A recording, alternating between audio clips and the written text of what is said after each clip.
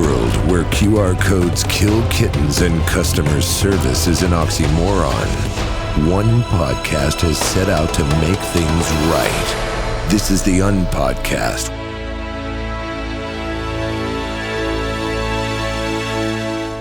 So, sorry. I turned 50 last April, and by the way, hey everybody, gosh. good to hear you, good to see you. I turned 50 last April, so I'll be 51 soon. And I don't know if this is right, or if you're listening and you are 50 and above, let me know. Does every body movement hurt? Every single bodily movement I have just hurts, or by the way, has a chance of hurting. I thought you looked like you were like an athlete ready to like take your seat. You were doing stretches. I was literally stretching, getting ready to do the intro for the show. My shoulders said, not really. No, Yeah. You're not going to get ready right now because your rotator cuffs. Most podcasters would stop and start again, but not here at the UnPodcast, where we do not believe in stopping and starting We again. haven't had time. Yeah, so Who's got the time? Took a wee bit of a break. We back now. Hello, hello, and hello during the fifth or sixth boom of podcasting, depending on who you talk to. We're going to talk a bunch about podcasting today, but before we do, we're going to talk about a few things that have annoyed us because it's been a while since we've been on and a few things have happened. And one of the biggest annoyances, at least for me, because I can't speak on behalf of Allison here or our incredible crew that we missed so much, is the word moist being used in advertising and I products. specifically asked you not to mention. That's a gray area right now. I think we talked about maybe not talking It about it. wasn't a gray area, but here we sit. Right, but when something is fresh and moist, you need to talk about it. And that's what I want to do. You know, we are walking into the grocery store, Allison and I, celebrating domestic bliss. If you did not know, we're kind of a thing. We're kind of a couple. We like each other. We've been married 12 years now. And one of the nice things to do is to go grocery shopping. It's a nice kind of thing we do. We walk around, we buy groceries, kind of a thing you do. everyone does it. Apologies. We turn an aisle because we also have pets, yes? Multiple dogs and cats. We might need some food or the things you have for pets. And I turn around and they list the things in the aisles. I've always been curious of, when they have the sign, they can list 6 things. In the aisle is 492 separate things, but you get the gist. So this said, cat litter. Yes, important. Dry pet food. Okay. Moist dog food. And upon reading this, Scott immediately yelled, Allison! Allison!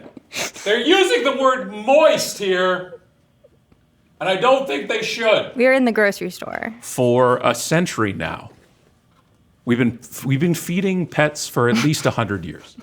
At least a century now, when we realize we need to feed them. And we've had a perfectly good term for this product.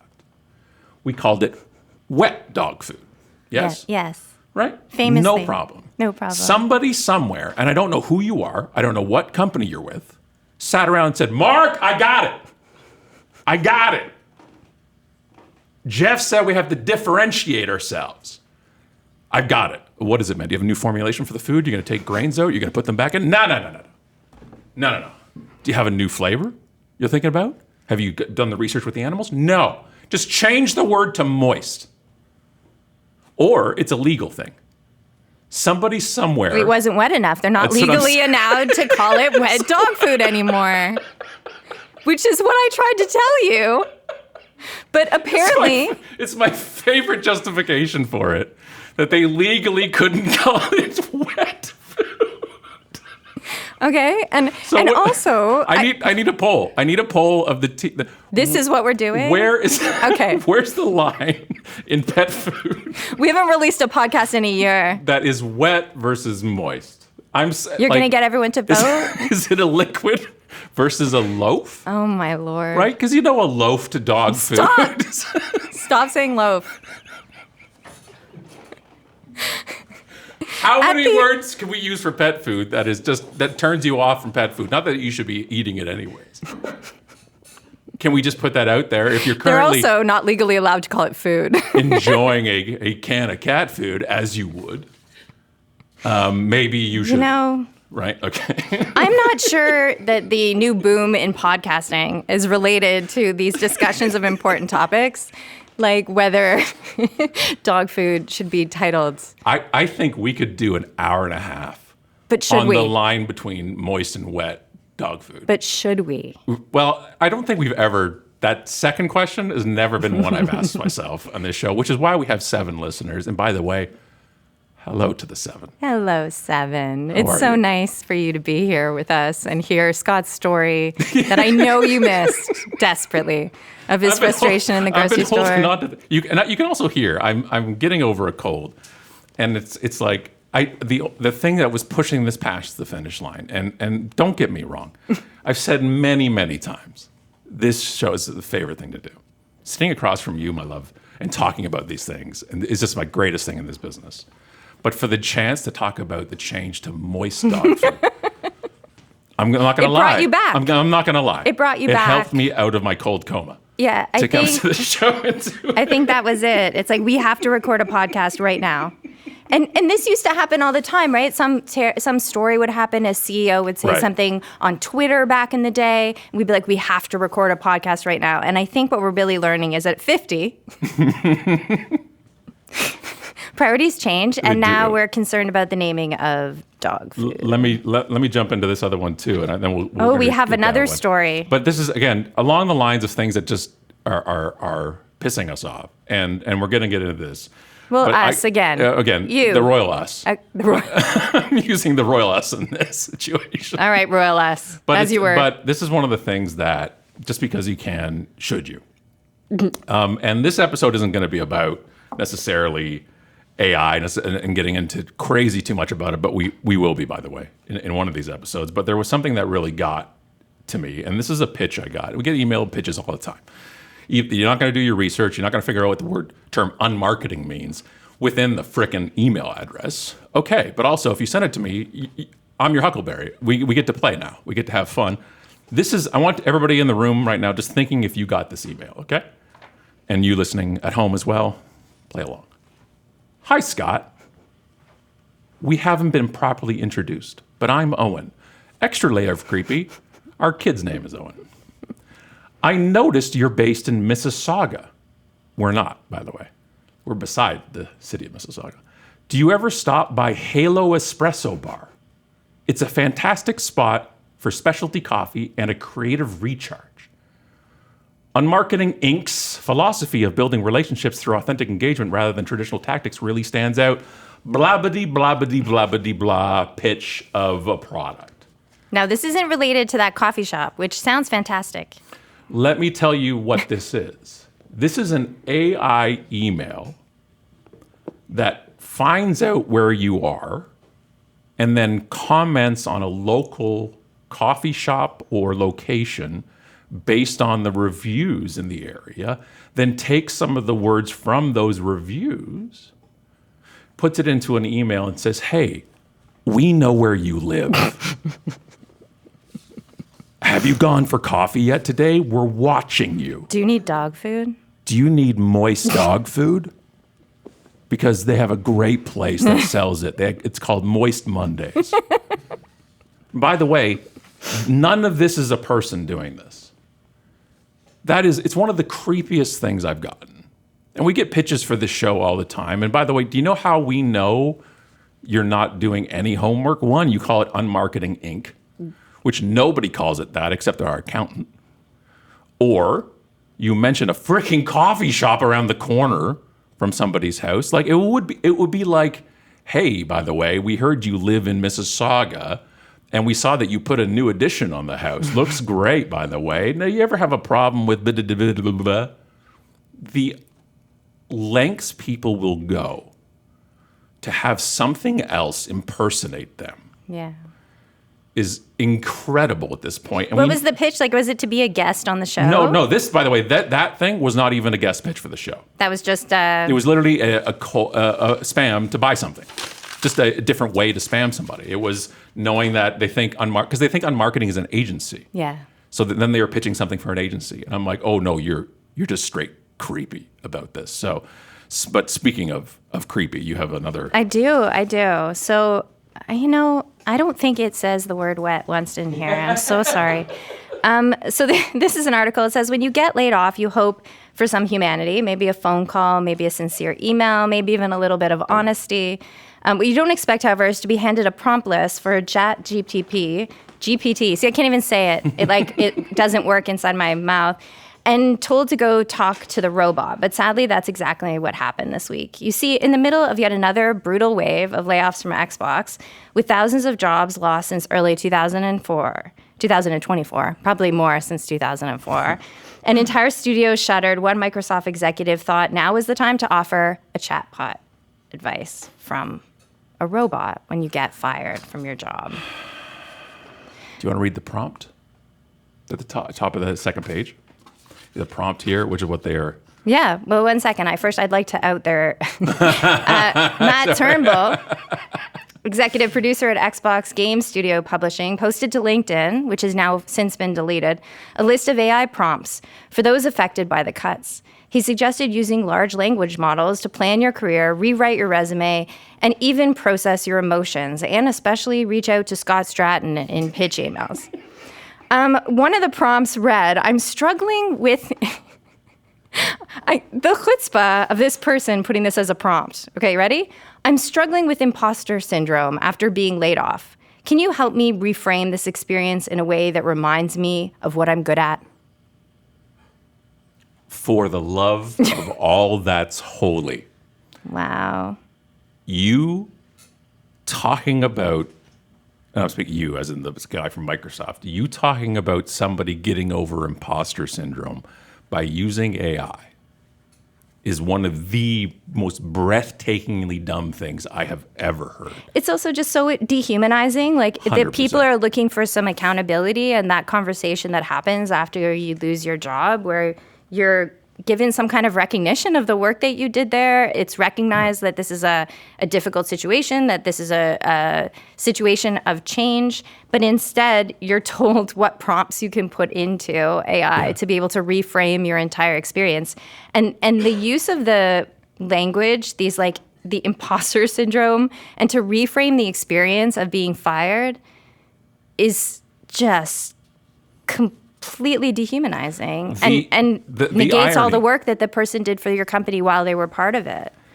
Telling somebody, and Microsoft is on just a rampant run of this, telling somebody to use AI to help them with their layoff that was caused by AI is one of the most horrible things I have ever heard in my career.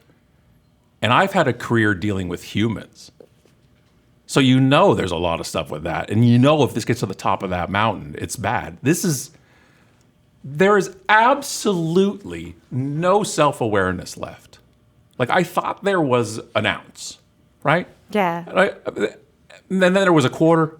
And then there's none left. There's no self-awareness of saying, we are laying off 17,000 people because of AI. Because we told you a year ago we weren't, and AI wasn't to replace, it was to enhance.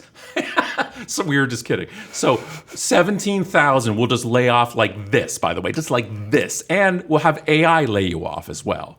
But don't worry, AI will help you get your next job. It's also just a complete avoidance of any kind of conflict, which I think is sort of like part of the broader picture where there's no space to have. It's a fear of the conflict. They don't want to be held accountable. And so this tool allows the company to avoid that accountability. And so, then it's also marketing. It shows the world, this is how we handle conflict. So if you work here and you have a conflict is always going to come up, you have a suggestion that's different from what other people are suggesting. It's a bunch of human beings in a workplace. There's always things that come up, that their prime directive is to avoid it at all costs. So it's marketing as well. It says something about the company and people who might want to work there in the future. If you lay people off in an email, text, or AI, you're a coward. You're a coward, and you need to face these people. These are people's lives. This is literally my lane. Literally in my lane of HR. I laid off hundreds of people from Goodwill Toronto over the 2 years I worked there. I am literally going to hell. I let people go from the last resort of working. And you had to. The market changed. I had to do the thing.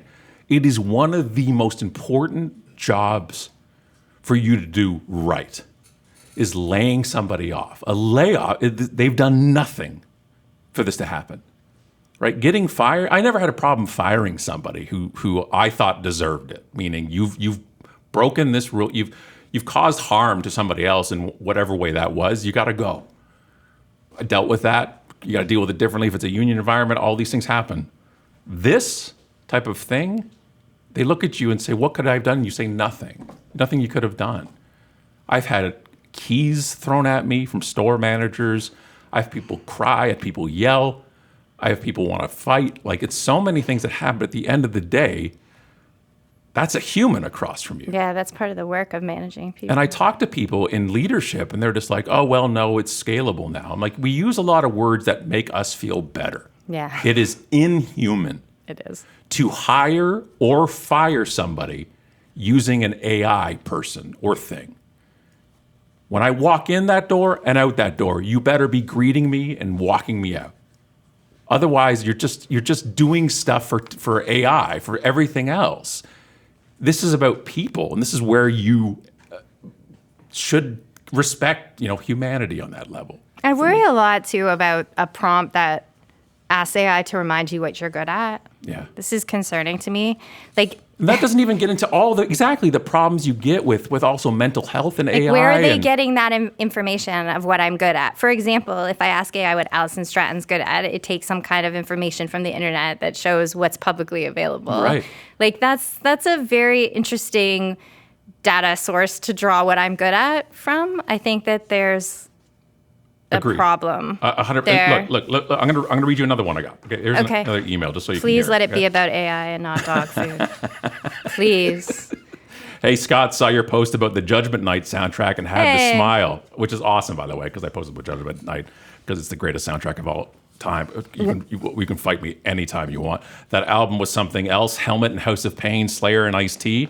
So I'm reading this email. I'm like, yeah, by the way, I've had more phone calls with people over the past 6 months about Judgment Night soundtrack. I know, it's like it's so great. Some kind of spark of conversation. People just like a marketing person somewhere else. They're just like, dude, I'll riff about it for you. We hop on the call. We just talk about our favorite track. It's the greatest thing. Scott's got a whole community forming around the Judgment Night. Scott has just discovered the thing called conversation with people. It's been amazing. The whole idea of smashing genres together that weren't supposed to mix, pretty brilliant. The real reason for my outreach, however, is about something you've been vocal about. Your stance against AI-generated content. I actually agree with you that most AI outreach is creepy and feels like theft rather than art. Here's the thing, though. You've delivered 500 plus keynotes, written 7 books with Allison, and built on marketing on the principle that business is about relationships. But I'm guessing there's a tension you live with. How do you reach new speaking opportunities, potential clients, or conference organizers at scale without becoming the very thing you speak against? You can't personally research and reach out to every potential opportunity, but also you can't stomach sending generic, templated garbage. And it keeps on going, by the way. That entire email was written by AI. I also know how to answer it. Right. Like, I totally, I think the question is interesting. Mm-hmm. I do. I know it's written by AI, but I think the question about the tension is interesting, right? Mm-hmm. Like, basically what they're saying is we operate a business that talks about marketing and business, and we're here recording a podcast that's streamed, and like we live in the current context, and we speak about we speak about innovation, we speak about the current context. And so what he's really asking is, how do you deal with the tension of speaking about relationships and living in a context that doesn't always support them, right? Right. And our answer to that is this. Our answer to that is that we do our own way of doing that. We talk about other ways, that there are other ways that my point for them with that is that's AI asking that. Totally. Right? So it's like, I don't care. And also, so I wrote back to them and I said, was this written by AI? And they're like, LOL, you got us. Anyway, when do you want to talk? I don't think you understand. Yeah. How do you then justify doing what you do, but all the keynotes you've gotten? Which is also kind of what it's saying. Yeah. Not one of the 500 plus talks that I've done have been pitched. No. I have never pitched. That's what unmarketing means. And we make content like this. And then we do a show. Yeah. And that's called content marketing. There's many ways to do everything. But people are like, well, we're going to have AI do the emails and the outreach, and we're and good the to go. content marketing And everything. And so it gets under the skin to the point because we think that the content is the point. The content isn't the thing for other people to see. You making the content makes you smarter, makes you better doing things. So as example here in podcasting, right? When you do things like this, it's we research things, we use stories, and we're going to break into that now about just the podcasting because there's some data that came out that I really want that people should hear right now. This is from Edison Research, and shout out to all of our people at Edison that does this. Is Tom still there? I can't remember. I should have checked this before. We should check shout out to it. Tom Webster, regardless. If you ever want to see the share ear study they do, it's always about the consumption of audio. It says podcast leads AM, FM in spoken word listening, make your marketing at first time. So let's read this out to you. Spoken word audio platforms play an important part in how Americans 13 plus spend their day with audio, accounting for 25% of all daily time spent with audio. That's bananas. In 2015, AM, FM radio accounted for 75% of the time Americans spent with spoken word audio. And we're going to go all the way up to, as of Q4 2025, 40% of the time spent listening to spoken word is now spent with podcasts. Wow. And 39% of the time is with AM, FM radio. So podcasting So it overtook it. Just overtook it. And those are these threshold shifts you look for. Not necessarily saying, okay, now you should do a show or a podcast because there's data that could justify you doing one 10 years ago, like we had done, right, with this show. It's not about necessarily justifying it for you. It's understanding an industry as a whole. And a lot of times that people are looking at this if it's not their thing. So if you're in a business and you have to justify it. So marketing, you understand podcasting, but maybe your CMO does, maybe a bit, but they're justifying it to somebody else. If you go to somebody and say, hey, we want to do a podcast, and they don't know what that is, you might as well say, we want to create a cantaloupe. It doesn't mean anything. If you say, hey, podcasting is listened to more now than AM, FM radio, somebody understands that. When I tell you YouTube surpassed broadcast TV also in consumption incredible. Just happened, that's a threshold shift. Yeah. And it's because it's not just about you deciding. It's if you're in a company reporting to somebody, you have to justify it to them. Yeah. So your excitement or your curiosity does not transfer over. So these headline data points, I think, are really important. Yeah, for understanding the trends and what's coming. Exactly. And one of the things that we had started doing for fun has turned into something that really, really has started to helping other people. And I want to talk about it right now. Yeah. And we call it fraudcasting, right? So it's called a fraudcast. And it's really good, by the way, for the financial industry. If you want to start fraudcast, like it's a really cool thing to do and talk about fraud and everything, but it's not that. So as a fraudcast, as some of you know that we have 5 incredible kids combined in our world, and the 2 oldest, 8 and Owen, are both in or just about going into the music industry. And so one of the things for them in the music industry, you're doing 7 things, and Wayne can account for this especially though. But it's like you have 100 different jobs you could be doing at any given day, right? It's a different world in the music industry. You know, you got all your shows all the time as well, and then you're supposed to be doing something during the day. I'm not exactly sure what people do. I don't think anything. we should. Anything. Anything. I don't think we should ask our boys. Laundry or something maybe, or whatever, however things work. So what happened? The problem is that they also want to be in. They're going to form a management company together. They already manage acts themselves, but they're going to have a company. One of the things is you need to position yourself. It just so happens that their parents here are people that do positioning and unmarketing and things like that. Which they're always so thankful to have. They have yet to read any of the books. I need to point that out. Just a heads up. Literally, one of them said, "Do you have any suggestions for books?" And I just that eyebrow twitched just a little bit. So here's what a fraudcast is. Okay. All right, I'm ready. I know, but I'm ready. So you go to a place. You can go to Riverside if you want. Riverside.fm allows you. You don't have to be in person. You don't have to be together. I'm gonna do a fraudcast for you, and let's say you're a realtor. Okay, let's do it. So you're a realtor. But, I'm a realtor. But you're nervous to do a podcast because you're unlike me, who has missing a synapse that says, don't just go in front of a camera or an audience. Like, I'm ready to go whenever we want. Okay. Kind of like us at the first episode, and then I'm like, 1 million people will watch, and you're like, that doesn't make me excited. That's a bad thing right now. Okay. So you have to get over like an imposter syndrome. Why would I be doing a podcast? So you're a realtor, let's say here in Burlington. Okay. And you want to do something, but you're just like, well, I'm not going to do one by myself. A fraudcast is not necessarily on your own. You can't. You're going to find one or two other people that will somehow be complementary to you, either your personality or your business. So you're a realtor, you're going to find a mortgage person and maybe a home stager. Whoever you get along with well, you're like, if I ever had a show, they'd be with me. I have two people ready to go. Bingo. I'm super excited about them. You go to riverside.fm, you all go in, you all log in, you come in from wherever you are. Riverside records locally at your computer. It's really simple too. You just get an invite with a link and you follow it in. You're right inside the studio. Super easy. And then you get together and you do a podcast. Okay? In that podcast, you can decide, okay, it's going to be about Burlington, the city. Whether you're going to be reminiscing about the Sound of Music or Rib Fest or wherever it's going to be, or the fact that your boy here was born in Joseph Brand Hospital. Right, so that's one. We're so proud of him. Has to be one of the most famous people born in that hospital. Absolutely, I'm telling so you. proud. So that side of it. So you get together, you talk, and then you each bring a story, whatever it is. So I'll give you an example for what we did to get them even more prepared for being, kind of authorities in the world of music and get noticed, because that's what unmarketing is. We started a music fraudcast. Okay, they're both in the music business in Toronto.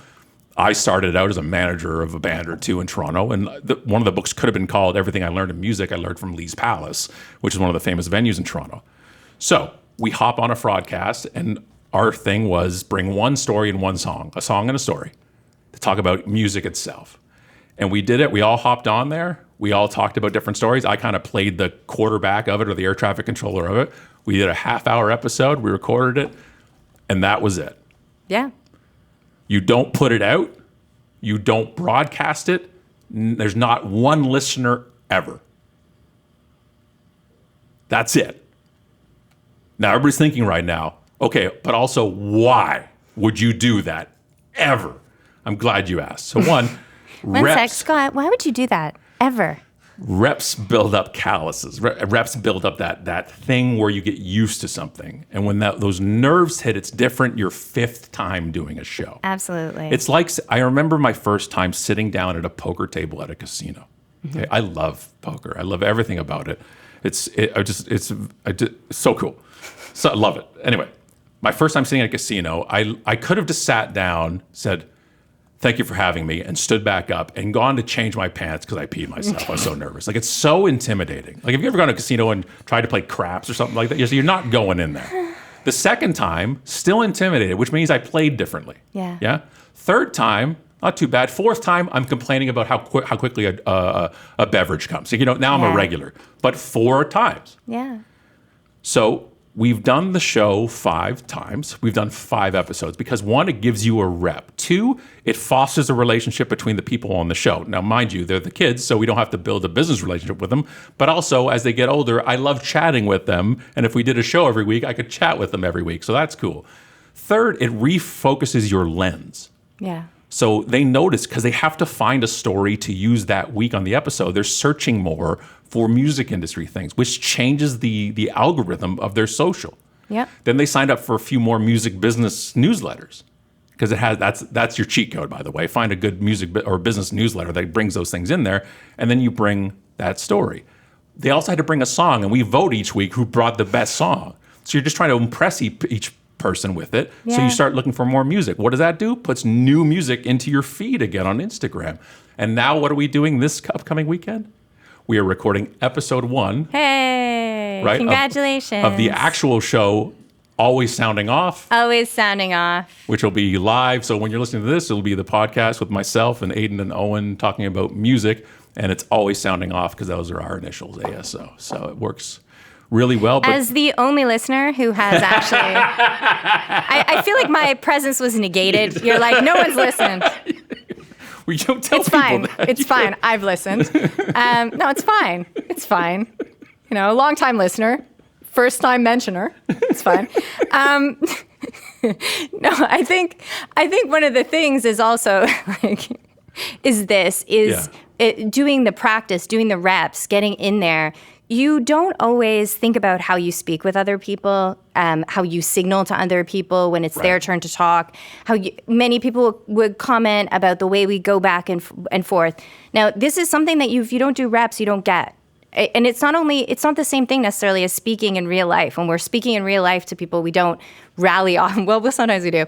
We don't bounce off each other like, we're some kind of comedy duo. But it takes practice. And I've noticed as I've listened that as the weeks have gone on, even though they are obviously they're brothers and, we all know each other, it's still like they finding their lanes in terms of the tempo, the pacing, the way that they rally off of each other, but like play off of each other.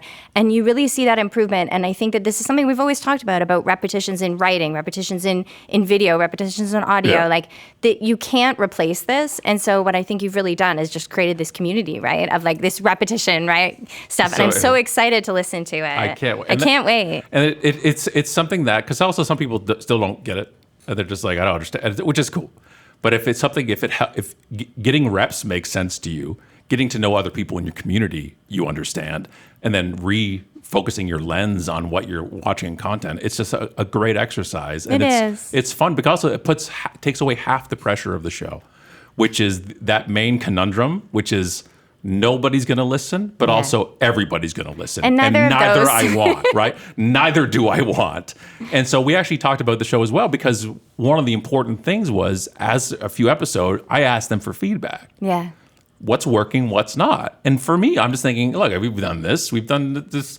Like, we've been a long time, and we are authorities in this type of thing. And they're like, I don't like it this way. And I'm just like, what do you mean you don't like? But this is how, okay, fine. But that's also introducing to other people. Like our pacing works for us because we've developed it together and we've worked on it a long time. Right. As opposed to you bring another person, that's not the same thing. So you're different speaking to them than you would be speaking to me. Very different. Yeah. Right. So it's like, it's an so interesting cool. thing. So I'm so excited about it. So when you're wondering, hey, well, could we just do one about high school in our area? And I have two other people who are all in business. Yeah. The answer is always just simply yes. Because a fraudcast, also, there's no audience.